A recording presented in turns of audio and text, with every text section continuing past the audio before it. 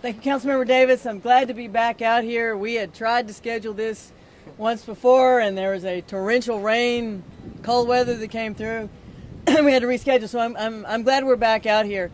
And I look forward to walking with some of y'all and getting to know some of you who are volunteers and getting to know a little bit more about this neighborhood. As the council member indicated, this is an area. These are homes. People live here. They want to have a good quality of life. Most of them want to be good neighbors. They just may not know what the rules are. They may not know what our expectations are. Then there are other folks who have no intention of abiding by the rules and don't care. The fewer of that second category we have, the better everything is for that first category of people who want to do the right things, who want to be a good neighbor, and who just want to enjoy their home and getting up, going to work, coming home, and enjoying the peace and quiet of being in a neighborhood. We don't have to go out and have these conversations. The laws are the laws. Everybody has a responsibility to know what those laws are. But we want to have these conversations because what we've discovered is that a lot of folks just don't know what the expectations are. They may have grown up out in the country and you had your dog and it ran up and down the road and it was no big deal. But you can't do that in the city.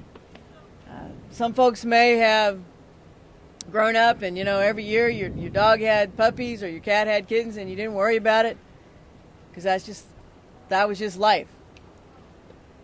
But we have to euthanize, which is a nice way of saying we have to kill thousands and thousands and thousands of animals every year.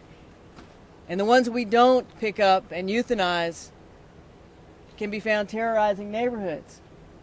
And so having a conversation with folks about, the city ordinance, your dog has to be licensed, your pet ought to be spayed, you need to have vaccinations.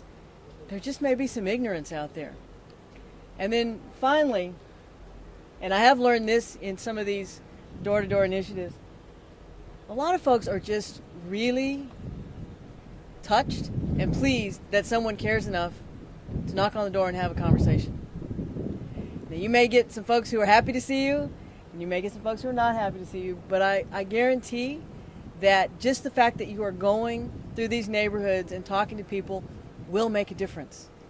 And I hope it inspires those of you with these yellow vests on to perhaps get more involved in the city of Houston and commit to do more as a community to make things better here. I want to thank the Department of Neighborhoods, which we created to specifically focus on the problems of neighborhoods, but also the Solid Waste Department, the Houston Police Department, and BARC, our animal control organization, which is part of the ARA division of the city of Houston, for the personnel, the training, the assistance.